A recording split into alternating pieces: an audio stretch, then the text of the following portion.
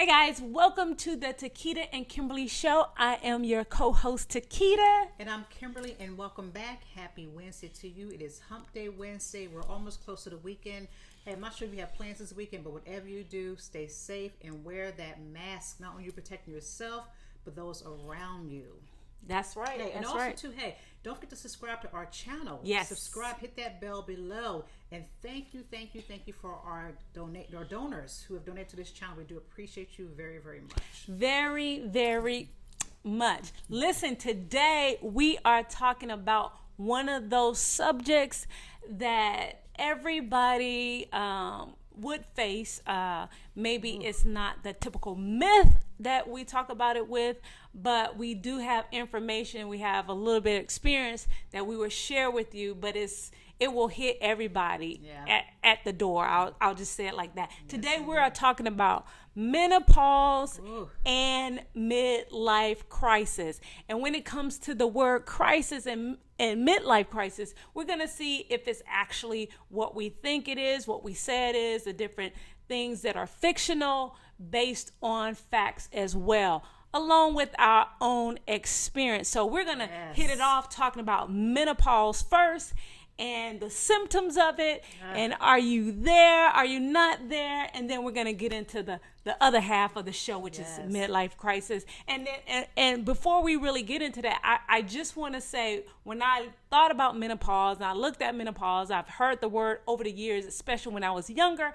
I thought that when you talked about menopause and when you talked about midlife crisis, it was only women that go through menopause, and it was only men that go through midlife crisis. Yeah. But then in my research and in my study, I found out that men also go through menopause some, and women also go through midlife crisis some. Yes. So this is going to be an interesting topic. Yes, we're going to shoot it off with Kimmy. She is going to start off. She has a little bit more experience than me, but I realize I've been going through some of this stuff as well, and boy, was it a shock. So let's talk about this is what menopause is. Menopause is a decline in your hormones or your reproductive system. And hormones are needed in order to function correctly. It's a chemical that's in the blood that keeps you going, and if you don't have that chemical in that blood, it can make you act all kinds of crazy ways. And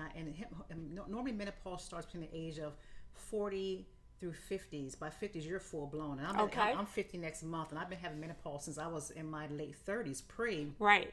But now I'm going through the full effects of menopause, and I tell you, it is no joke. So my sisters out there, and my brothers who have to go through menopause, my prayers are to you, because it's really something we have to go with. And there's no cure for menopause, so we know that for sure. So we're going to go through a list of things that we go through with menopause and try to help you. Let's get to do it. What we do to try to help you have some kind of relief, if that's even possible. So first thing with menopause, it is the hot flashes. Oh my gosh, I go through serious hot flashes where the bed is normally soaked. And where tea is normally very cold, I'm very hot. I mean, so I'm constantly wanting the air up high. I'm constantly, taking clothes off or taking my shoes off or just getting comfortable because of the fact that I'm constantly sweating. Yeah. So the hot flashes are no joke at all. Yeah. Well, I can say, as far as hot flashes, I think, everybody knows I just had a birthday last month, and I turned 48, but I do recall a few years ago, probably about 2 years ago, that I experienced just waking up in sweats, just hot, and it may have happened about 2 or 3 times in my lifetime, going through what they consider or what we consider hot flashes.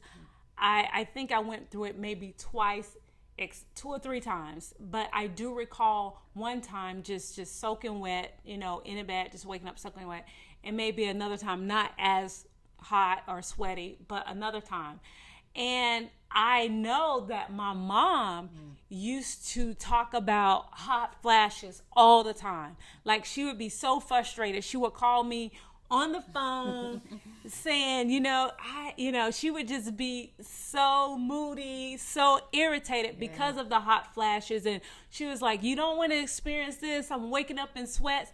She have to constantly change her sheets. Yes. She was talking about how I got to constantly change my sheets because the sheets would be wet.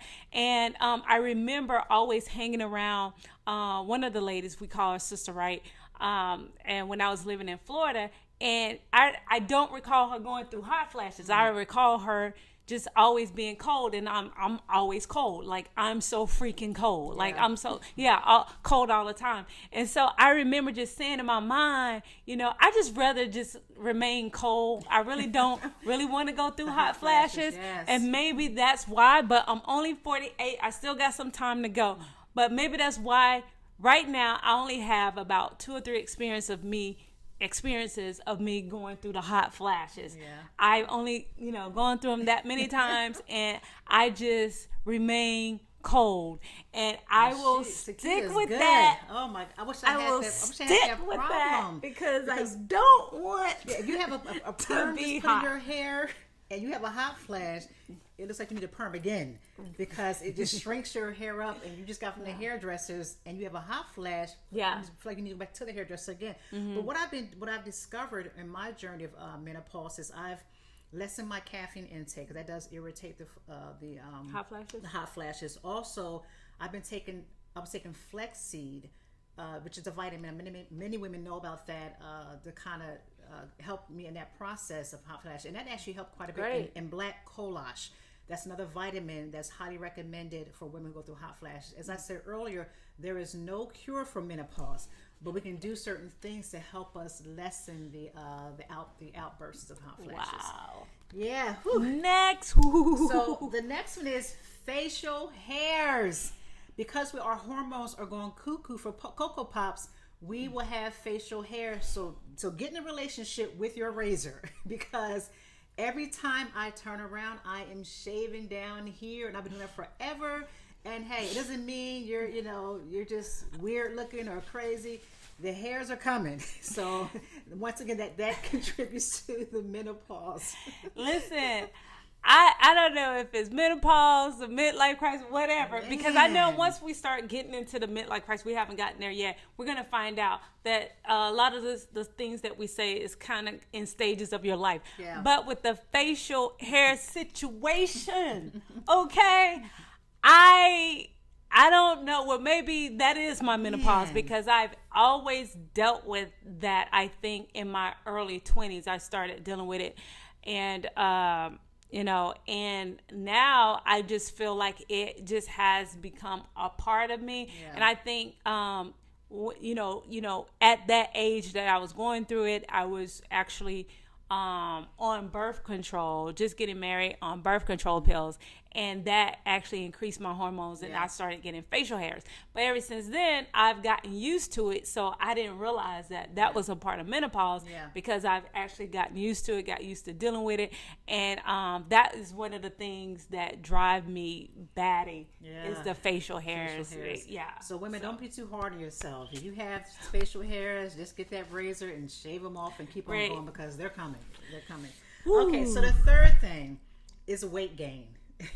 Yeah, let's talk about that. Oh my gosh, I have been so self-conscious about my weight. I literally have a waiter. I really have a scale underneath the bed that I sneak out every few days, bring in the bathroom, and weigh myself because I've gained so much weight. And I'm like, I'm not eating a lot. I might eat once a day and a couple snacks in between, but the weight is just constant. I fluctuate my weight. Yeah. So I really tried to stop eating after 8 o'clock. I was doing so good for 2 days. Right.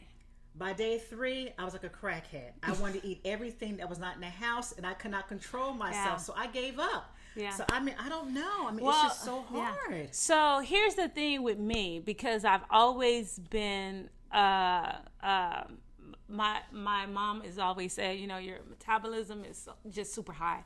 And I've always been small. So my average weight was like 119, 123. Or, and then 125. I think one time I held on a solid 130. At one point I held on a solid 130. I did not realize, I thought, oh, maybe I'm eating too much, whatever. And I'm just used to eating whatever I want to eat. Yeah. And this is good. This was good for me to look up the research, because I'm actually educating myself, because when I start, now everybody's weight is different. I just want to, emphasize that everybody's weight is different. Everybody's normal and their weight is different. So one person's normal is 140, one person's normal is 160, one person's normal is maybe 200, something like that. Right. My normal was at the time that the size that I just mentioned. I did not realize into probably this past year that it was a concern until I was hitting 138. Now 138 for somebody is a good right. size, but when I turn 138, I can see my body feels sluggish. I feel like draggy. I feel heavier. And again, I'm feeling heavier because my normal was a different normal. Yeah. So, and I was thinking, man, maybe I'm, eating too much. And then I realized as we were doing this research that is part of the menopause. Now here I am hitting on 50. I'm 48 years old, hitting on 50. Of course, my metabolism is going to slow down. And as your metabolism slows down, you begin to gain weight. So sometimes it's not so much of what you're eating more than you were eating. Yeah. It's the fact that your body does not digest the things like it used to, and we'll get definitely more into that. Kimmy's going to talk about more into that, and then I'll talk about you guys about how I go to the bathroom. Right. Okay, so we're going to be real naked on this show. Yes, but I realized also, as doing the study and doing the research, it's not so much that you're eating more. Because you're getting older and your metabolism is slowing down, you're going to have to begin to tweak what was your normal. Right. So cut yourself a break as well, too. Yeah, a little bit more healthier. Yeah. And I got to move more, and I got to do more things than I normally didn't have to do. Yeah. So that kind of was a red flag to me when I saw that scale. I'm easing up to the 40s. For me, that is a good size. Right. It's a terrific size. Yeah. But because it wasn't my normal, my body felt heavier. Yeah. I think you mentioned earlier today, before we start doing the podcast, that just eating more vegetables and fruit and things of that nature can help maintain some of those weight issues. Mm-hmm. But ladies, don't get crazy about the weight, because it's going to fluctuate. Yeah. It's going to go up and down. Sometimes mine go up and down. 1 minute, I called my daughter one day. I said, Toya, I woke up this morning. I felt, I'm looking good today, and my weight looks good. I got on the scale. I gained 2 pounds. So it's one of those things where you just have to eat healthier, just to live a better life. Just eat healthier. Don't become like obsessed. Right. Don't become obsessed. Yeah, obsessed. And I can get that way sometimes. Obsessed with. Give yourself a break. Give yourself a break, because and start embracing. Sometimes we have to start embracing like our new normal. Yeah, just embrace it. Yes. Yeah. If you're healthy, healthy is not being 120. Right. Healthy is not being 125. Yeah. Healthy is not being just small. Yeah. And it doesn't mean you're unhealthy. Don't get me wrong. That doesn't mean you're unhealthy. Yeah. I just don't want us to make healthy be a size. Yeah, definitely. Yeah, because healthy can be 150. Healthy can be 160. Healthy can be healthy can be 200. Right. You don't want to get fixated on a number, because if you get fixated on a number, you're going to get depressed, and then it causes you to binge. Yes. So I don't think it's really good, because it'll cause you to binge. Yeah. Definitely. You'll deprive yourself, and then you'll go from that to binging. Yeah, that's true. That's true. So number 4, this might be a benefit for some. So breast growth. You notice your breasts are getting a bit larger, and I even said to Tia, I said, my breasts seem like they've gotten big. Mm-hmm. They've gotten larger. So not knowing it's the hormones that are kind of off, and it does make your breast a bit larger. Yeah. That's another thing. They're more tender. Yeah. You're more tender in your breast area. You might get more lumpier from fibroids that are in your breasts, because your hormones are off.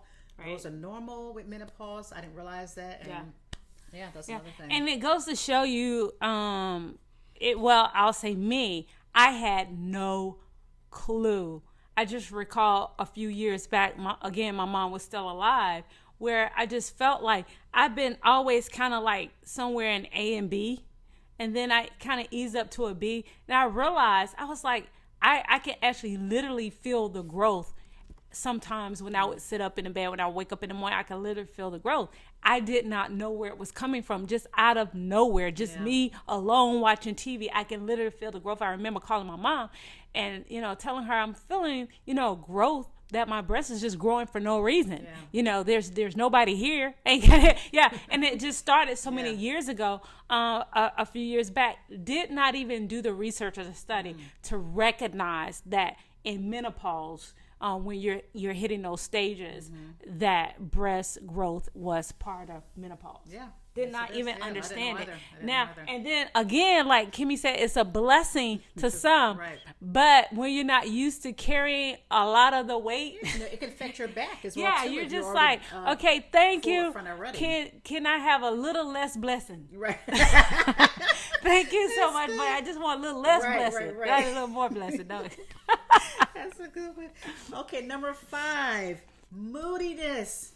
Oh my gosh. Yeah. My emotions have been going up and down, up and down. I have been in this crying stage for no reason. I mean, I'm literally crying at the drop of a hymn. I'm like, what is wrong with me? What am I crying for? Why am I so sensitive? I'm not this person, but once again, when your reproductive system and reproductive hormones are off, you get these you're very sensitive. I mean, it can be the sun's yellow. Oh my, why is the sun yellow? So, so I had to give myself a break, and thank God I did my research as well too. This is why I'm so sensitive all of a sudden. I mean, literally, I'm crying at the drop of a dime. We can watch a happy movie and I'm crying, and she's like, what's going on? I don't know. I'm just crying and crying for no reason at all. So, ladies, if you're going through that stage where you're in a moodiness stage, you're crying for no reason, give yourself a break. It's definitely the hormones, but also sadness and depression. That's the other half. That's the difference between crying, and then you have sadness and depression where you feel like you're alone. You feel like nobody cares. All these emotions you're feeling. But I want to encourage you, that part will pass. You don't get all these symptoms at one time. Hopefully you don't. I have not had that yet. I've been through menopause for almost 5 years now, full blown. But you don't get that all the time. So if you feel yourself getting depressed, or where you get to a low place, I definitely highly recommend to go see someone, because you can see a doctor and they can give you a little antidepressant to help you go through the process so you're low and be so low you cannot go function.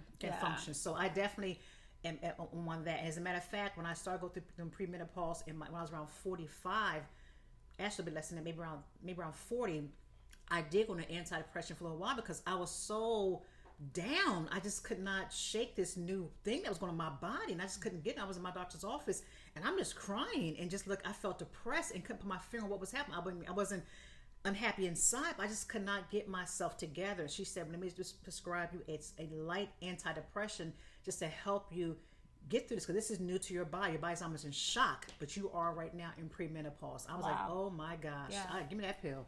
So have I don't know if I've been through that one. No, you probably I have never seen you down, Ashley. I'm not gonna lie, you're always up. So okay, that's when your energy bounces off of me, so I get myself back. I don't need the pill no longer. That's a good thing. All right. Okay, we'll go to the next one. Yeah. Okay, so this is also important too. Your increase to in order to your digest system is your increase to digest food is very, very hard. Yeah, that's not an issue I don't have, but that's an issue that T has. So I have that. Elaborate that a little bit more. Yeah, I have that. Always feeling bloated. I can eat the smallest thing, it would affect me. My stomach is gets tight a lot, and I always had. Ever since I've been younger, I've always had problems going to the bathroom. Like, I've shocked people how long I can go without going to the bathroom. I couldn't believe it. And, and so that has been a problem. Not understanding, even now, I feel like before I had problems going to the bathroom. Now I feel like I'm feeling more of a discomfort after I eat, bloatedness. Sometimes I'm not even hungry and I feel like I'm already full because I think my food didn't digest, properly. So that is something that I'm going through and I go through. And so what I've done is I think spinach. I do a lot of green. It has helped me. Yeah, what I do, I do all the cooking. So I've kind of changed my cooking styles in order to accommodate T's stomach. Yeah. So I do spinach. I have spinach for her. I do a lot of green vegetables. Yeah. I barely make rice any longer because it's hard for her to digest the rice. So I'm glad you brought that up because I noticed. Yeah, smoothies are great. I noticed that rice, things that have a lot of starch. Yeah. Before I even eat it, I noticed that my stomach is already rejecting it. Like I love rice and gravy and stuff like that. I love potatoes, but my stomach is already rejecting it before I even eat it. So for me, I can have some spinach, I can have sliced tomatoes, different things like that. It may not be enough for some. I can have some baked fish, and those things work better with my stomach. Right. And so that's what we're practicing now, and it kind of tends to help me. And of course, drinking more water always helps. More water. Yeah. But I don't think that's a problem that Kimmy's ever had, but that has been a problem for me, and even now in my age, and that has been a fear. I want to say that has been a fear of mine in getting older, because I've watched my mom go through some of that when she was diagnosed with cancer, and one of her clients that she took care of, I watched him in his older age have problems with constipation, and so I've kind of been a little bit in the back of my head terrified of having that in my older age. And I can admit that, being terrified of having constipation in my old age. And so right now we're just practicing things that I actually like eating, which I love broccoli, I love spinach, practicing those things and making sure that I can. And also I just found at HEB a ginger crystals. Oh, let's talk about that. Can I go get it? Get the box. I'm gonna go get it while Kimmy talks to you guys. This tea is so good, and it's really good for your digestive system. I mean, rather you have a hard time digesting your food, rather you have a hard time swallowing, rather you have issues with your anything going on internally with your hormones. This tea is really, really good for you, and it will help you go to the bathroom, or at least loosen your stools so you can go to the bathroom. So I definitely recommend this tea. It's T Gets the Tea, that you look into this. Yeah, this right here, this box right here is the tea. Yes. All right. Yeah, that tea right there, it is phenomenal. I highly recommend it for those who have digestive system issues. Because once we both drink that tea, we were going to bath that night, and the tea is really good. It's really good. Oh my gosh, powerful. It's powerful, ginger. And ginger, if your homework, ginger is very, very good for the body. So definitely, if you can find that tea at your closest HEB store, or you know, I love tea anyway, and I wasn't like a big fan of ginger because it has like a kick to it, but it actually really does help me. And I just noticed that I noticed that right away the effects that it had on my stomach and my digestive system. So I do actually recommend this. So here it is again. We actually got a couple of more boxes yesterday because it worked really well. And it again, like she's a big fan of ginger, and it actually tastes good, and it has a lot of potency to it. It can actually possibly, for me, wean me off of coffee because it's that good. It's a strong flavor to it, but I drink coffee once a day, sometime twice a day. But now what we've been doing now is we drink coffee in the morning time once, and then ginger tea at nighttime, so we balance it out. Yeah, I'm glad you brought up the coffee because are we going to get to once we get to the hard thing? I'll that's on the same list with this. Yeah, right here. I actually tell you guys about the coffee situation that I was going through as well. So this is all. So when I talk about the digestive system, this is all in the same area of increase. So also, as T said, the heart. If you're going through menopause, you're going to have heart palpitation, and also too, it can increase heart disease when with menopause. Two separate subjects though. That's another thing too. So anything that's causing your heart to flutter, anything to add to that, just trying to cut back a little bit, because it's inevitable that you are going to have some kind of heart flooding because of menopause and your hormones are off right now. Yeah. But he can didn't understand about that, didn't know what was going on about that. I found out I was short of breath a lot of times, didn't know why, but I did recognize that coffee was one of the main reasons why I was short of breath. I found that out. I also found out that I was also allergic to milk. Yeah. Every type of milk. I was also allergic to milk. So I was diluting the coffee, doing everything, and I would notice I would feel a little bit better, but it would get to the point where I was being short of breath, and I didn't know. And especially if you speak, you know how long you can go with making a sentence, talking about something for a long period of time without being short of breath. I recognized in my body that I would speak, and then when I was saying speak, I'm talking about if you're talking to an audience or a conference or something like that, or a congregation or something like that, and I'll notice that I would be short of breath, and I would catch it, and that's how I realized caffeine was one of the causes. From that, I started diluting it, and it was still a problem. And then I was still feeling sickly, and after feeling sickly, I'll get a ginger ale. Then I found out that not only was coffee giving me a problem, but I was also allergic to milk. Yeah. So I had to do non-dairy.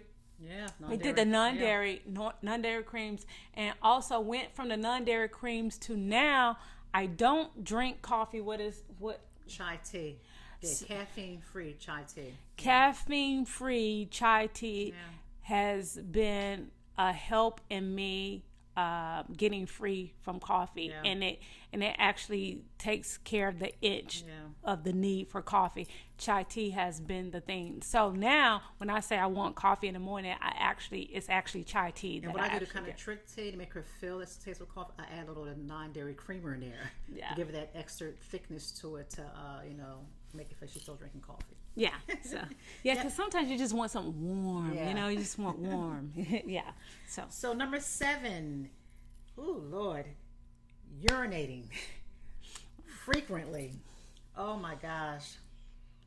I don't know why, but for some reason, when I have to go to the bathroom, it comes so fast, and I have to run so fast I can't even hold it. This is embarrassing. I'm gonna put myself out there because I want to help. I didn't notice somebody it. Else. I have changed my clothes secretly in the bathroom several times because I peed on myself. Because I literally cannot. I'm running. It comes when I drink a lot of water. I can drink literally maybe 2 gallons of water a day if I could. Maybe a gallon at least a day. A lot of water. You drink a lot of water. But even if I don't drink water, which I've never had before, but when I have to go to the bathroom, my body does not give me a warning. I have to run like a bat out of heck. So if I drink a juice or soda, I'm fine. But when I drink water, it runs right through me where I'm literally can't even hold it. I'm literally going to the bathroom myself. Wow. So while T's in the front room, I'm in the bathroom cleaning myself up because I literally went to the bathroom myself because I cannot hold my urine. And it does talk about that. When you go through menopause, it is hard for you to hold your urine, and also you go to the bathroom more frequently through the day. Right. So that is. So you know what I just recognized? I've just had a light bulb moment. What is it? You have a pee problem. I have a poop problem. Well, here we go. Peep and poo. Oh my gosh. Okay. So blame it on scratch that. Just scratch that. I like that. Okay. So number 8. Oh my gosh. Hey, but back to the urine. I heard if you kind of hold your stomach in, exercise the muscles. My daughter told me this. You exercise the muscles of your uterus. Keep moving back and forth. That helps tighten. I've tried that, and but I'm still running to the bathroom like I'm running from somebody. Yeah. But that does help tighten the muscles in your stomach. See, I can hold my urine for so long, and it's not good for you. About that too. It's not even healthy. Yeah, it's not good for you. But I can hold my urine for a long time. Okay, so oh boy, so the libido, the sex drive. Number 8, menopause can cause your sex drive to go downhill. And I say your sex drive, not only the desire to have sex, but also the dryness of the vagina.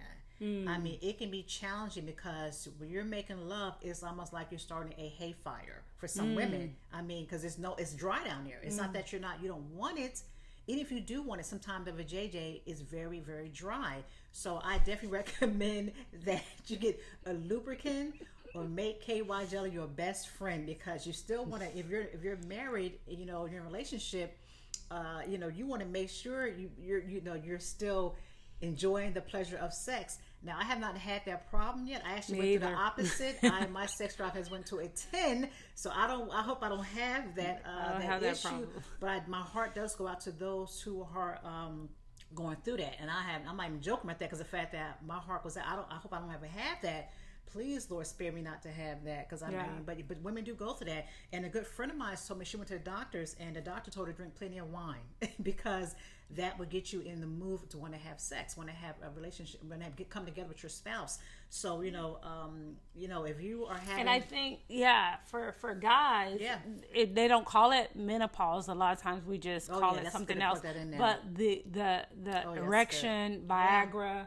I think that's when that comes into play. With men, we don't use the word menopause in there for their sex drive, but is whatever it is called and whatever it is said to be. I think you can actually put it in that category. And they have Viagra. I don't know what they have for women, but I know you hear that and you see the commercials all the time. Yeah. But I think that's kind of like in that same category. And that can save a lot of marriages, because a lot of men who cannot get an erection, they, you know, as you get older, you just can't, you know, it doesn't operate as anybody. Yeah. So I'm grateful for some, you know, people who are in their marriages who have a spouse that have something to go to, because it does mess with your manhood. Psyche. Psyche rather, that you cannot please your spouse. So Yep. Cool. All right, so the last one, number 8, I'm going to talk about, which will be really fast.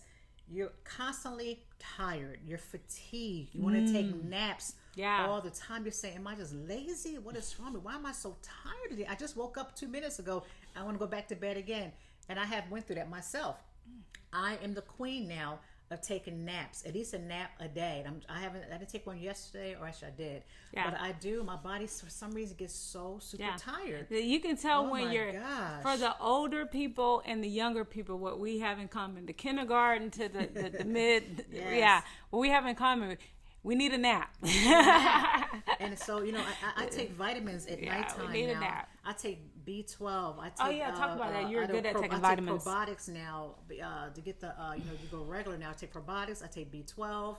I take, B complex to keep me going. I try to convince T to take vitamins, but, you know, that's not something I can... She was doing it really well for a while. Yeah.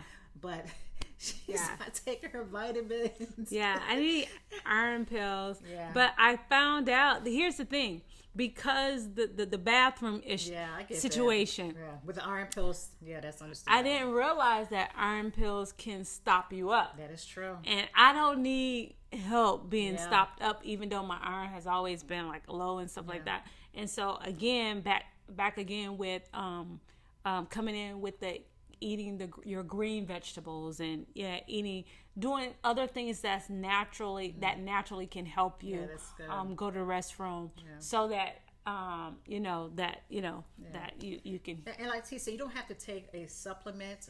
You can do. I think that's a good idea. Yeah, it is. Yeah, I think it's a good idea. Me, but if you're not. Sometimes they do make you nauseous. So what I do is I take mine at nighttime so I can be asleep when it goes to my body. If not in daytime, I literally feel sick taking vitamins. That's a good point. That's why I chose to take mine at nighttime after 8 o'clock when I'm going to bed, so I don't have to feel sick. If I take them in the daytime, I'm going to feel nauseous. So if you choose to go the other route, do a green smoothie with spinach, bananas, and strawberries and berries. I make that for T quite a bit so that she's not taking vitamins, but she can get vitamins the other way. And if you don't take supplement, do a smoothie. Yeah. Awesomeness. So we're gonna talk a little bit about midlife crisis. Again, I think I mentioned earlier. Because Kimmy did so well in going through this list of menopause, and we're going to hit a little bit on the midlife crisis.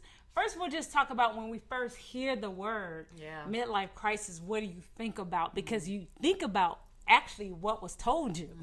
What was so, if you see somebody in their 60s or whatever, just get a sports car. They're going through a midlife crisis. Right. Or you see get that motorcycle and braids in their hair. And, yeah, you know, if you see someone dating somebody in their woman. 60s, dating somebody that's 19, Yeah, that's they're a going through midlife a crisis. midlife crisis. And so let's just give the definition of that, just like we did with menopause. That's good. And the definition of midlife crisis is an emotional crisis of identity and self-confidence that can occur in early middle age. That's good. Yeah. Yeah. What is the age they're talking about? The age is between 40 and 60 years old. And so for just kind of break it down, it's really a person that is doing an inventory or a self-inventory of their life. Yeah, a self-inventory of your life and a self-inventory of your accomplishments. Yeah. And kind of putting yourself on a grading scale. Yeah. Yeah.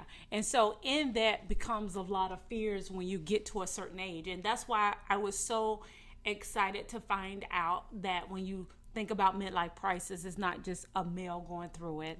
Right. And when you think about menopause, it's not just a female going through it. But what they consider a midlife crisis, and I don't really like using the word sometimes when you think of crisis, you always think of something bad. But I think we have to really realign how we think about what we're going through. Because when you really think about going through a midlife crisis, you're doing self-inventory of your life and your accomplishments. I think in every stage and phase of your life, whether you're 20, 30, 40, 50, 60, we're always constantly. And when you think about, there's more young people right now thinking about more about what they need to do, what they need to hurry up and do. Right. How many 20 and 30-year-olds or people under 20 that we talk about, that they are in so of a rush to succeed and to be something. So and I think that in our phase of the I'll say the decades from 20 to 30,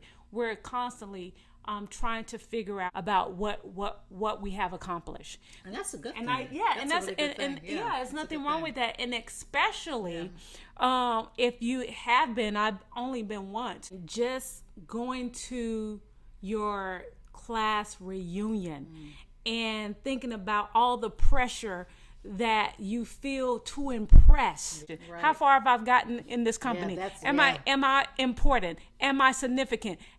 What kind of car am I driving? Just doing that self-inventory and feeling like, have I accomplished what I wanted to accomplish in the years that I've been on the earth?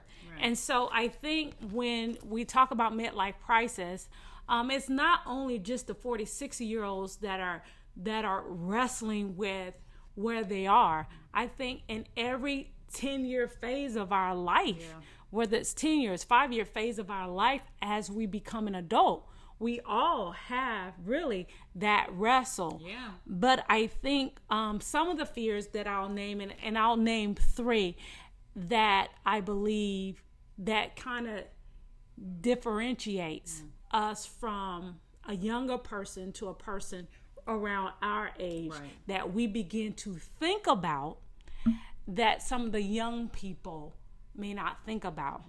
One is the fear of getting older. Once you hit that 45, 58, you begin to think more. It's more on your mind about getting older. It is scary. Yeah, it is. I think hitting a century on this earth, it's terrible. Half a century on this earth is terrifying sometimes. You know, so you think about, oh my gosh, I'm 50. That's a big number. Yeah, that is a big number. Yeah. So I can understand. I can understand that. Yeah. When I think about the fears about getting older, because it can naturally just happen. Yeah. You think about things that you can do independently for yourself that you may not be able to do. You think about if you forget something. Yes. Normally, when you're young and you forget something, you're like, oh, I forgot. But as you get older and you forget something, it becomes a little bit more terrifying. Yeah, like I just had my keys a minute ago. I'm looking for my phone. I'm on my phone. Yeah, I've yeah, done that before. right, Looking exactly. for my phone, I'm actually on my phone. Yeah, exactly. Oh, Lord, help Or us. like, or just like in a conversation with somebody, or mentioning something that you had already mentioned. Yeah, yes. And forgetting something that was really something that you would have remembered. Right. And you begin to think, oh, what am I gonna do? You feel vulnerable. Yeah, you feel so vulnerable. Oh my that gosh, is a yes. true feeling of fear of again getting older, meaning you're almost midway there. Yeah. You're closer to midway there. And the independence that you had, you feel a little bit vulnerable that I'm not gonna have that type of independence, and who's gonna take care of me? Yeah, and you start to reflect on getting my house in order. This should start at a younger age, but sometimes that's not realistic to some people. So you're thinking you don't want your kids taking care of you. You don't want that. That's a fear I think of. I don't want that. I don't want our kids to take care of it. I want them to live their life and be happy, not changing us or not, feed us. I don't want that at all for my kids. So that is a thought. Don't change my diaper. Don't, if I gotta be in a Lord, diaper, and everybody's different. Again, that's just my personal opinion. If I cannot be independently, if Kimmy cannot be independently, I want to go home with Jesus. That's just my opinion. I never want my kids to be in a point where I hold them hostage because of my age and I can't function for myself. Now that is my opinion. I don't know what's going to happen. I don't know how long I'm going to stay on this earth, but I think for me, if I lose my mind totally, I don't know who's in front of me. I pretty much have, delusional. And, I just can't feed myself. I don't want to be in that state. I just don't want to be in that state. Help me. And the good thing about it is that once we start looking at the positive, and we'll go to the positive in a minute, that my wish for myself is even though that is, a fear, a natural fear, but once you embrace where you are and all of that, I think when we start getting into the positive, having a positive outlook and seeing other people that are in their 70s and 80s and finding out what they're doing to look good, to stay healthy, and that's to exercise the brain. To exercise word puzzles. I do games on my phone now to keep the brain going. Exactly. Finding out all of those things and having those people be your heroes and sheroes. Yes, definitely. That when I'm always encouraged when I see women in their 80s functioning well, men in their 80s who you admire on TV functioning well, in their right mind, still doing certain things that you thought could be very challenging for their 50 age. is the new 30. You better believe it. I mean, 50 is the new 30. So 50 doesn't really scare that number because I don't look my age. I'm happy to be 50. But 50 is now the new 30 now. So, I believe that. And that's why I think, like, I wasn't scared to turn 50. I feel like I'm just really becoming who I am. I'm full. I'm healthy. I look good. I feel like I look great and all those things. But becoming 50 is a reality that 70 is right there. Got that right. 70 is a reality that 90 is right there.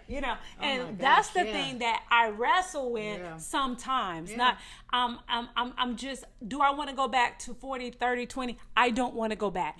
I actually really love where I am and who I am right now. I actually love it. And when you love it, you have good energy. People can feel it. They can see it. And you worry less about people's opinions of you. Right. That's a good thing about a certain age, being a certain age. You get the I don't care syndrome because I have maybe another 50 years on this earth, prayerfully, in my right mind, doing well, driving, so doing all I do. So me worrying about how you feel about me is the least concern. That's one of the gifts you get becoming older, because the fact that I really don't care. I just don't, because you'll worry yourself what people think about you, and you would deteriorate even older internally. So I get the thing called the I don't care syndrome. And no pun intended. That's just how it's in my life now. I don't want to worry about people think, because I don't have much. That's the great thing about another 50 years to older. live. So I don't want to.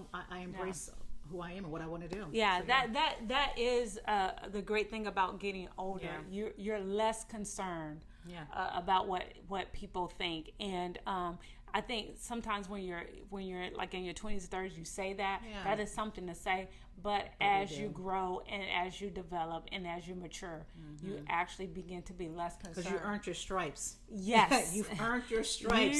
I So remember guess talking what? to a relative of mine, and her mom loves lemon cookies. And she's like, my mom loves lemon cookies. I said, well, at 83, she get to eat as many lemon cookies as she wants to eat. At the time, she was 83. She's way older now. Yep. But, okay, so the fear of aging and another fear when you get to between that 40 and that 60 is the fear of missing out on the dreams you had or wanted to accomplish and you didn't accomplish. Yeah, that's a big fear. one. If you That's have a big one. that is serious. Yeah, you Yeah. start reflecting on the would have, could have, should have. Yeah. And it's never too late. It's never Right. too late. I think the problem is when you do an emotional, your emotional caught up. You do make an emotional decision. Yeah. That can be very painful. But it's easy. It's normal to reflect on. I could have done this differently. Damn, Yeah. why'd I wait this long? I'm this age. Those are normal things that we do, and and Yeah. I get that. It becomes a big deal. Yeah, it does. It becomes It a does. big deal because you start comparing. Yeah. And that's the dangerous thing. Yeah, it is. Yeah, Yeah. and I think we've said that before, where the Bible says, "Don't. If you compare yourself to another, you're not wise," because you're not fair. You're not Right. fair to yourself. Everybody has different circumstances. Different journeys. Everybody has been dealt a different hand, and in life. And so you're just not being fair to yourself. Yeah, and I do think in reality, like Kimmy said, life is not over. Yeah, Life it's not is over. not over.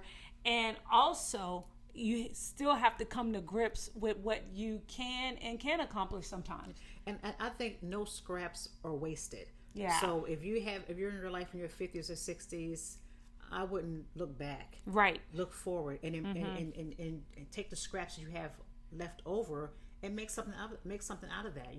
Just take baby steps, but don't look back and say, "Darn, I should have did this differently." No, I don't think no scraps in life are wasted. So yeah, hope that encourages you. Don't compare yourself. Yeah. Take your scraps and move on to do other things. Yeah. So it's not too late. Yeah. Another fear also is the fear of death. The fear of death. When you get into Yes. that midlife crisis thing. Oh, yeah. Not only the fear of death, but when I think about it, the fear of getting older, the fear of missing out on some dreams and goals that you've had, and the fear of dying. But not only the fear of dying, but the fear of dying without having accomplished a lot of those things. But the fear of death. I think the fear of death for me is leaving our kids behind. Oh, I think Yeah. we'll be fine, but you don't want to see pain on your children. Right. I think that I don't think I had the fear of Right. what I didn't do because I'm excited about going to heaven. When that time, I don't want to go just yet, Father. In Right, Jesus' yeah. name. But when that time comes, Yeah. I think my fear is the pain that's going to affect on the kids. This is such a great subject because my fear, I don't have a fear of dying. Yeah. I don't, if I can get my heart's desire, I don't want to die too early. Yeah. I want to die, once I die, I want to die at a time where my kids are not even crying, but they're smiling. Yeah, that's good. While I'm on earth. Yeah. Anticipating me to go. Yeah. Like, I want to die where my kids are being like, Mom, she lived a full life, where their hearts are like, and I don't know if you can be ready for your parents to die. I don't know about that, but I want to be up in age. If God gives me my heart to die, I want to be up in age, and I want to be at that stage where my kids are actually like more smiling and just you can go home now. Yeah, that's Can- good. I- That's where good. I- That's a peaceful place to if be. God gives me my heart Yeah, desire, that's a peaceful place to that be. is Yeah. actually where I want to be. Some of the things that I do want to hit on before we leave is something that some tools maybe that we can kind of talk about that can help us through this, what we consider midlife crisis, is acceptance. Yeah. That's Acceptance. Good. Yeah. Let's talk about that Yeah, first. to accept where you are. Yeah. And embrace it wholeheartedly. And sometimes, I know this might be off, hope it's not, but just meditating, reflecting. Meditation is a good way of accepting where you are. Yeah. Recenter yourself. Meditation. And when I meditate, I'm actually meditating, talking to the Lord, just helped me to accept Yeah. where I am. And because sometimes the flesh cries out the most, Yeah. saying everything you did wrong, you should have did this different, you should have would have, could have, should have. That's Yeah. the flesh. But I learned how to meditate, to recenter myself, to embrace God. This is where you have me at my life. Yeah. And accepting where you're at. Accepting. Yeah. Another one is like, instead of looking at what you haven't accomplished, start looking at what you have accomplished. That's good. And instead of focusing on the negative, focus on the positive. That's Yeah, good. that was another one. Yeah. And one of the things that not only just focus on the positive, but start thinking about how do you think about yourself. You know, instead of thinking the negative. Because sometimes we have, at that stage, we want to right our wrongs. Yeah. And we have some regrets. And not only regrets, but we have some guilt. That's good. Some guilt. A lot of people have guilt. And I think that can cause you, again, when you think about midlife crisis, some people are in depression because they're thinking about at this stage, everything they did wrong instead of the things that they did right. Yeah, that's and good. they begin to focus on the negative instead of focusing on the positive, and that can take you into a dark place. Definitely. Yeah, So and when you start, and the good thing about having this conversation, that we can start recognizing these things when they come. You know, everybody has had a goal that is, in some essences, it may not be accomplished, or it may not have been accomplished the way you wanted it to be accomplished, and it's still never too late to accomplish some of your goals. But I think when you start being grateful of how God blessed you and what He's blessed you with, and your health and your right mind and the family that you do have, you may not have the family that you wanted to have, but you do have one. Or what you have created that was positive, or how you worked hard. Maybe you didn't have the career that you wanted to have, but God blessed you to be able to maintain or to have certain things to stay afloat, and things that we can begin to be grateful for, putting those things to the forefront, and having gratitude, and kind of switching up so that the enemy won't take you into a dark place of depression. My blueprint's not going to be your blueprint, so I think it's important not to compare yourself to your friends. Yeah. Because, I mean, where you are in your life, you have made an impact. And sometimes we don't see that because we're comparing ourselves to where our friend is at, or this person's at. You have made an impact. You have changed people's lives. You spoke life into people. You said you've been pleasant to people. So you have made an impact. You might not see right now, but believe me, you touched lives along the way. So embrace your blueprint that God has designed you to be. And if you know what that blueprint is, ask God, help me to see my blueprint. What if we bring back to my remembrance those I've impacted? And that's okay, because we all want to leave a legacy when we leave this earth. And the legacy might not be worldwide, but it just might be that person you changed along the way. So It just might just be Noah and the ark. Thank you. In other words, you and your family. Yeah, it might be your family. And that's a big impact, because you're growing generations. That's true. That's totally true. Another thing is, I have two more. The other thing is physical movement, physical exercise. And this goes along with, again, menopause and a midlife crisis, because exercise is good for getting into another mental space. It's good to know if somebody is going through those challenges of how I look. I'm getting older. I'm not as attractive. I'm not as this. My hair is getting gray. You know, they're not calling me Big Daddy Kane anymore, or I'm not this Coca-Cola bottle shape or whatever. Getting exercise, not for attention, but to feel better about you, and accepting who you are. But in order to live longer, in order to last longer, in order to have your heartbeat on being regular and where it's supposed to be, we have to because it was a point in my life where I didn't even believe in exercise. Now I do like yoga and all of that stuff. Get my yoga in. Now you have to create a new normal. You have to really reposition yourself and create a new normal for you.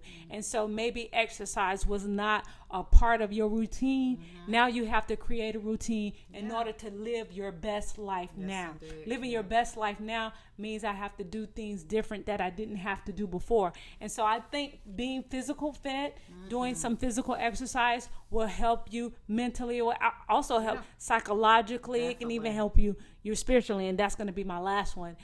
Doing exercises, moving your body, embracing where you are, embracing whatever weight you are and stage you are. And if you're not happy with some of the things about yourself, if you're not happy with it, not somebody else, then you have the power to change it. Yeah, you have the power to change it. change it. Yeah. And so I think physical exercise, adding that into that, whether it's menopause or midlife crisis, adding that into your agenda for yourself will make you feel better. Yeah, that's good. Yeah. The last is not least is prayer meditation. Oh, yeah. Prayer meditation is so very vital to your spiritual, psychological, and mental health.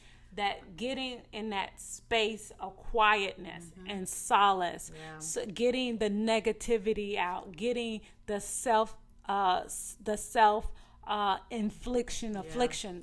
afflictions of what I didn't do, what I did wrong, or what I didn't accomplish, silencing all the negativity of the demons or the I'm nobody and I wish I could have been more, silencing that, getting to a place of prayer meditation so you can have a healthy mind. And I literally cannot function without meditating. I've been doing it since I was younger.